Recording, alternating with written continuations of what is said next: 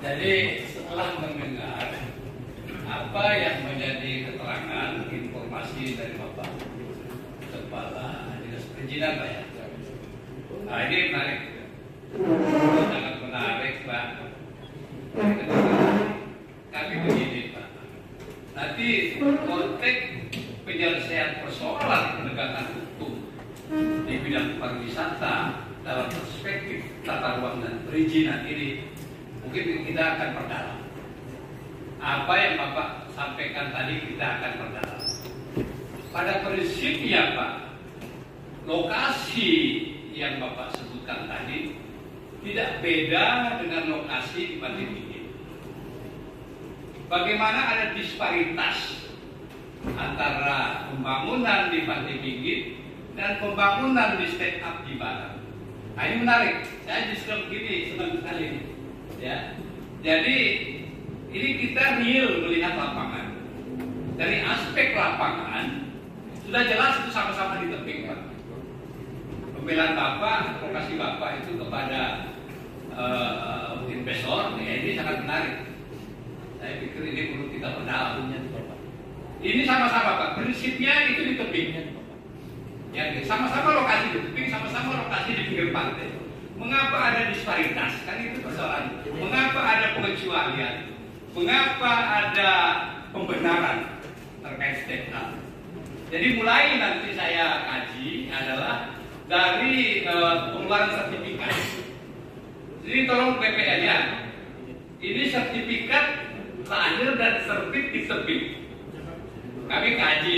Jadi khusus step up ini nanti saya kira ini khusus nanti kita diskusikan terbuka. Wartawan boleh juga tahu karena sudah terbuka semua ini. Siapa benar siapa salah? Siapa benar siapa salah?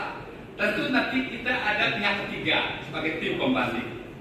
Ada ahli-ahli dari lingkungan, ada ahli-ahli dari tata ruang, ada ahli-ahli juga nanti dari pesisir dan pulau-pulau kecil. Nah itu sebetulnya dinas pesisir pulau-pulau kecil harus hadir juga.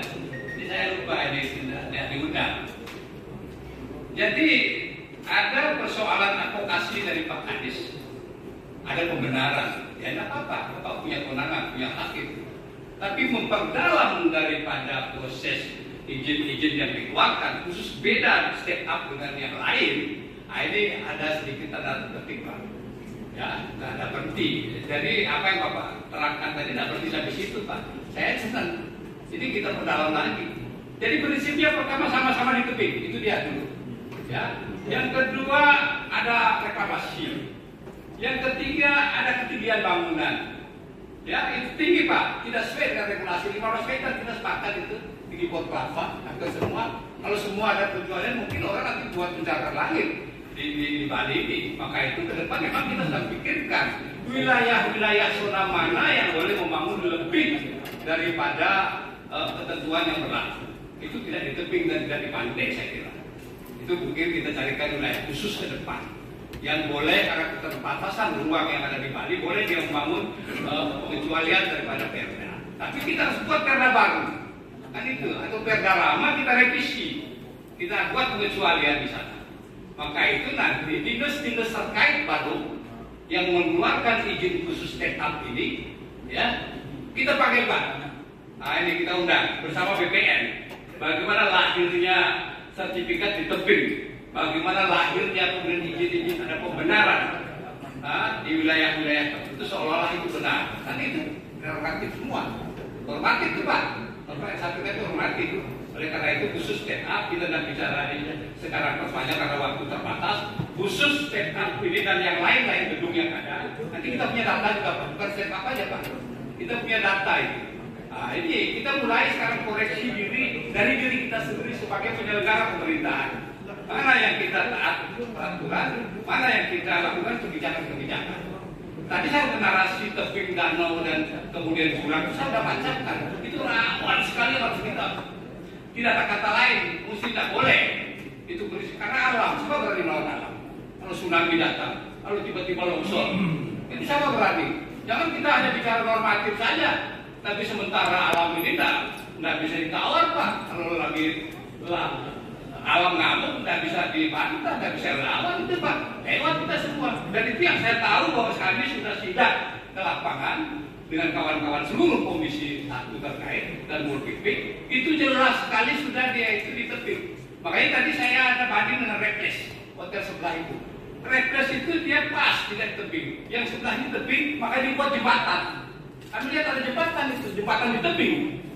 Itu. Jadi kalau hotel Reples yang sebelah itu mungkin dia melanggar sepadan pantai saja. Apapun yang dikatakan sekarang oleh Bapak, ya kami welcome. Tapi kita akan kaji lebih dalam dengan cara apa?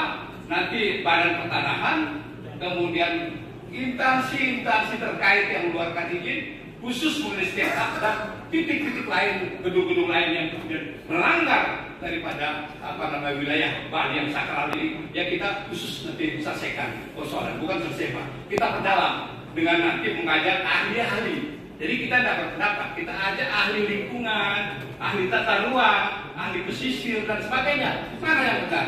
Nah itu ke depan. Saya kira izin pimpinan yang saya hormati, kalau khusus step up tidak perlu lagi dijelaskan oleh KSPU mengenai ketinggian. Yang saya lihat tinggi banget itu. Sudah. Dari aspek regulasi itu sudah yang kami data punya. Jadi biasa yang Bapak sampaikan, kami punya data regulasi dari mulai undang-undang sampai PP sampai Perda, baik itu RD tata ruang provinsi maupun detail tata ruang di kabupaten itu kami punya semua. Nah, ini kita uji Pak, siapa yang benar. Sementara prinsipnya karena ini masih masalah, tetap oleh selain ini Pol-PP. Itu Pol-PP harus juga sebagai pelaksanaan penjaga regulasi pemerintah daerah, baik itu Perkada maupun Perda, itu terpilihnya tugas.